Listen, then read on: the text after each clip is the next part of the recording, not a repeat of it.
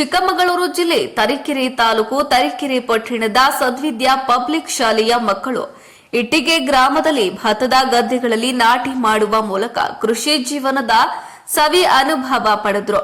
ಶಾಲೆಯ ವತಿಯಿಂದ ವಿಶೇಷವಾಗಿ ಹಮ್ಮಿಕೊಂಡಿದ್ದ ಈ ಕಾರ್ಯಕ್ರಮದಲ್ಲಿ ವಿದ್ಯಾರ್ಥಿಗಳು ರೈತರ ಮಾರ್ಗದರ್ಶನದಲ್ಲಿ ಮಣ್ಣಿನಲ್ಲಿ ಕಾಲಿಟ್ಟು ಭತ್ತದ ಮಡಿಕೆಗಳನ್ನು ನೆಟ್ಟರು. ಮಣ್ಣು ತುಂಬಿದ ಗದ್ದೆಗೆ ಕಾಲಿಟ್ಟ ಮಕ್ಕಳು ನಕ್ಕು ನಲಿದು ಜಾರಿ ಬಿದ್ದು ಒದ್ದೆಯಾಗುತ್ತಾ ತಮ್ಮ ಕೈಯಿಂದ ನಾಟಿ ಮಾಡುವ ಸಂಭ್ರಮವನ್ನ ಅನುಭವಿಸಿದ್ರು. ಕೆಲವರು ಮೊದಲ ಬಾರಿಗೆ ಗದ್ದೆಗೆ ಇಳಿದ ಅನುಭವಗಳನ್ನ ಹಂಚಿಕೊಂಡ್ರೆ, ಕೆಲವರು ರೈತರ ಜೀವನದ ಕಷ್ಟ ಸುಖಗಳನ್ನ ಅನುಭವಿಸಿದಂತಾಯಿತು.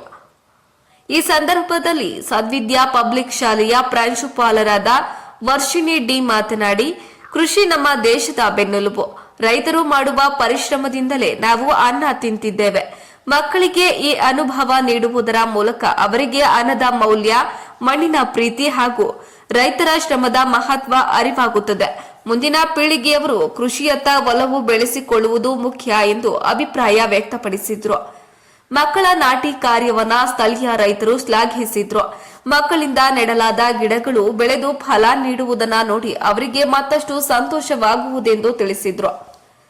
ಶಿಕ್ಷಕಿ ಸೋನಿಕಾ ಮಾತನಾಡಿ, ಈ ರೀತಿಯ ಕಾರ್ಯಕ್ರಮಗಳು ಮಕ್ಕಳಲ್ಲಿ ಕೃಷಿಯ ಬಗ್ಗೆ ಆಸಕ್ತಿ, ಪ್ರಕೃತಿಯೊಂದಿಗೆ ನಂಟು ಹಾಗೂ ಸಮಾಜದಲ್ಲಿ ರೈತರ ಸ್ಥಾನಮಾನ ಅರಿವು ಮೂಡಿಸುತ್ತದೆ ಎಂದು ತಿಳಿಸಿದ್ರು. ವರದಿ ಪ್ರದೀಪ್ HE ತರೀಕೆರೆ.